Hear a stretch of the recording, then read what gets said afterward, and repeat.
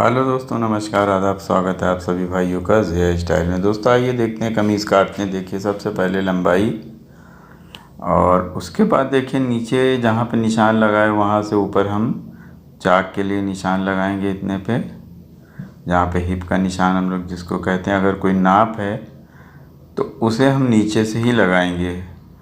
और शोल्डर का निशान, फिर हम जो है ये 7 इंच पे अरमोल का निशान, फिर ये 14 इंच पे कमर का निशान, और ये जो नीचे से चाक का निशान लगाया हिप का, तो उसका निशान, और नीचे घेरे का निशान।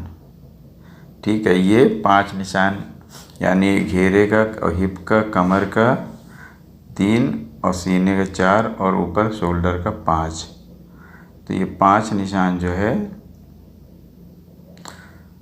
घेरा, हिप, कमर और सीना और शोल्डर। और उसके बाद फिर हम उसकी नाप जितनी जितनी है उतना हम रख लेते हैं।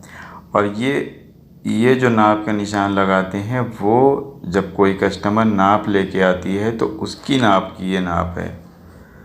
और लेकिन अगर जिस्म की जब नाप रहती है दोस्तों, तो शोल्डर से लगभग 20 इंच, अगर जो फुल साइज़ की जो होती हैं औरतें, उनकी जो है कम से कम, अगर जो है 22 इंच पे हिप होती है तो उससे 2 इंच 2.5 इंच जो है कम करके चाक का निशान लगा दिया जाता है ऊपर से।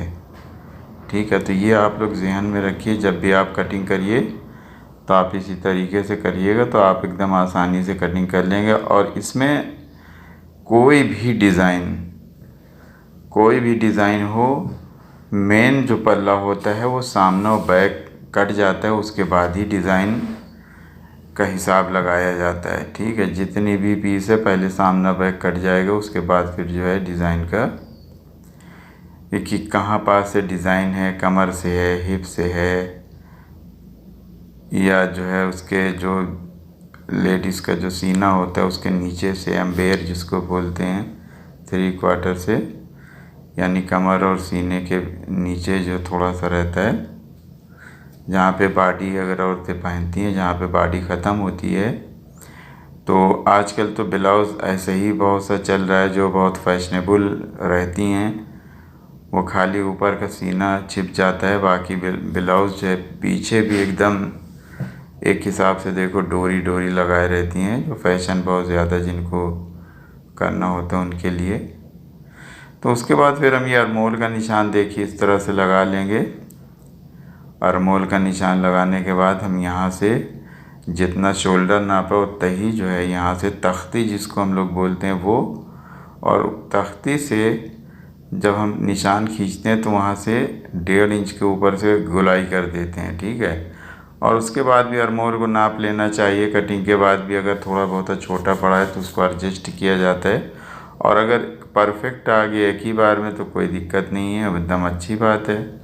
तो कभी कभी थोड़ा सा फ़र्क हो जाता है तो उसको एडजस्ट किया जाए। तो इस तरह से हम निशान लगाने के बाद शोल्डर की तरफ से कटिंग करते हैं। और जब भी कटिंग करेंगे, जो सामने ताल कटता है वो नहीं कटेगा फर्स्ट टाइम पे, पहले हम बैक के हिसाब से काटेंगे। ठीक है, हमेशा जब भी कटिंग होती है वो बैक के हिसाब से होती है।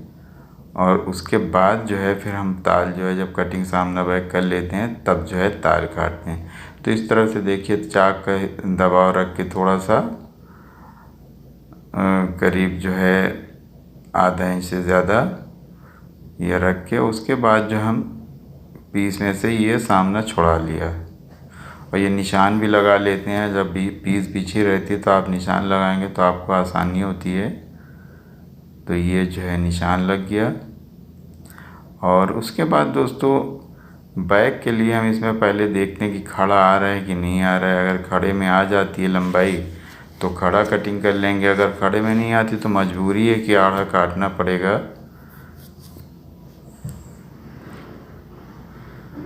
अब उसके बाद देखिए लंबाई नापने अगर आ रही है तो ठीक है, और नहीं फिर से हमें वैसे ही जैसे सामना काटा है वैसे ही हमें पीछे का हिस्सा भी काटना पड़ेगा, जिसको हम लोग आड़ा कहते हैं कपड़ा।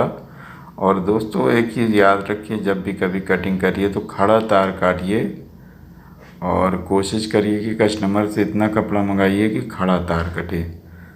लेकिन आजकल जो है सब रेडीमेड आता है कपड़ा, उसमें सब आड़े पे छपाई होती है। देखिए जैसे ये कढ़ाई है, आड़े कपड़े पे तो बहुत, आप देखिए कितना नम है, जितना आप साफ़ करेंगे उतना ही ये और नम हो जाता है।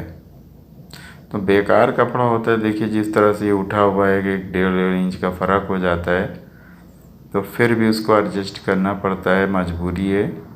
तो ये देखिए दामन का निशान हमने एकदम सही तरीके से रखा है। तो इतना छोटा हो रहा है, जितना भी छोटा हो रहा है उतना हम बैग को बढ़ा के और उसमें दबाव भी रखना रहता है।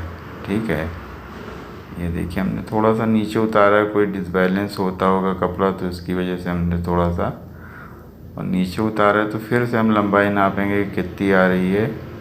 फिर अगर नहीं आएगी तो हम कपड़े को ऊपर नीचे कर लेते हैं। आ गया दबाव, तो दबाव आने के बाद में हम फिर निशान पट्टी से जो है बहुत अच्छा सा लगाएंगे। और इसको देखिए साइडों से हम एडजस्ट करते हुए, क्योंकि इसकी कढ़ाई इतनी ख़राब रहती है कि आप इसको पट्टी से दबाएं या किसी चीज़ से दबा दें कि भागे नहीं, उसके बाद ही कैंची से कटिंग होती है।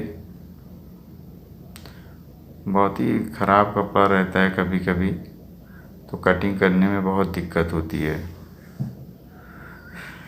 तो इस तरह से बिछाने के बाद कैंची को चला देते हैं ऊपर से। ये इस तरह से शोल्डर की तरफ से कटिंग करते हैं और इसको सीधा कर लेते हैं आर्महोल को थोड़ा सा खींच के। और फिर से हमें देखिए नीचे से एडजस्ट करना पड़ रहा है, क्योंकि ऊपर कपड़ा कम था तो नीचे से ही करना पड़ेगा। तो इस तरह से देखिए थोड़ा सा टाइट कर लेंगे तो आर्महोल की जो झोल है वो साफ़ हो जाती है और बनने के बाद सही हो जाएगा। तो ये बैक के हिसाब से हमने काटा था, तो बैक को सामने के बराबर काट लेते हैं। ये देखिए फिर से उसको हम खींच के सही कर रहे हैं। तो ये होता है कभी कभी, बहुत ही ख़राब जो है कपड़ा रहता है दोस्तों, बड़ी मजबूरी रहती है। उसके बाद दोस्तों हम इसको जो है अच्छे से साइड को छुड़ा लेंगे इसमें से। तो साइड को जब छुड़ाएंगे तो उसके बाद फिर आस्तीन काटेंगे।